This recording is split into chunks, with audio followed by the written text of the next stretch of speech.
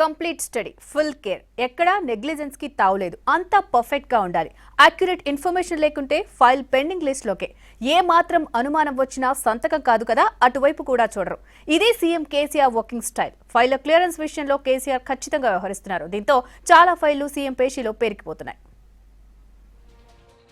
అడ్డగోలుగా ఫైళ్లు క్లియరెన్స్ చేసే పద్ధతికి చెక్ పెట్టారు సీఎం కేసీఆర్.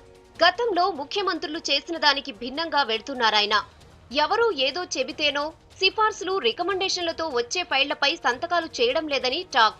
అధికారుల నుంచి ఏ ప్రపోజల్ వచ్చినా కళ్లు మూసుకుని సైన్ చేసే పరిస్థితిని పూర్తిగా మార్చేశారు.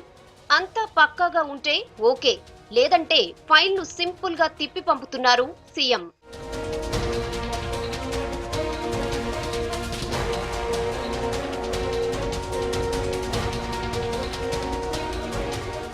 రాష్ట్రంతో పాటు రాష్ట్ర ప్రభుత్వం ఏర్పడి 3 నెలలు కావస్తోంది.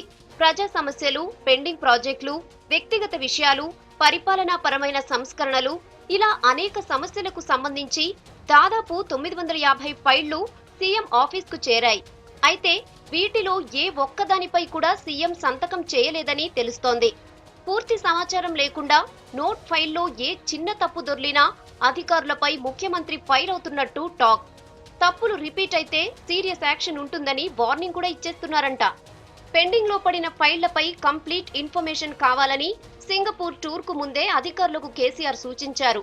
పర్యటన ముగించుకుని వచ్చిన తర్వాత సమాచారం కోసం ఆరా తీశారు. అయితే సగం ఫైళ్లకు ఇన్ఫర్మేషన్ ఇవ్వడంలో అధికారులు ఫెయిల్ అయ్యారు. దీంతో ఫైల్ అన్నింటినీ కేసీఆర్ పక్కన పడేసినట్టు తెలుస్తోంది.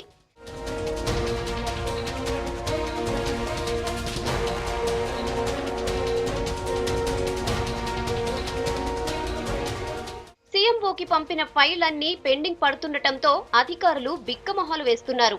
ఫైళ్ల క్లియరెన్స్ లో అవినీతికి తావు లేకుండా చేయాలన్న ఆలోచన మంచిదే అయినా 3 నెలల్లోనే 950 ఫైళ్లు పేరుకుపోతే ఫ్యూచర్ లో పరిస్థితి ఏంటో అనుకుంటున్నారు అధికారులు.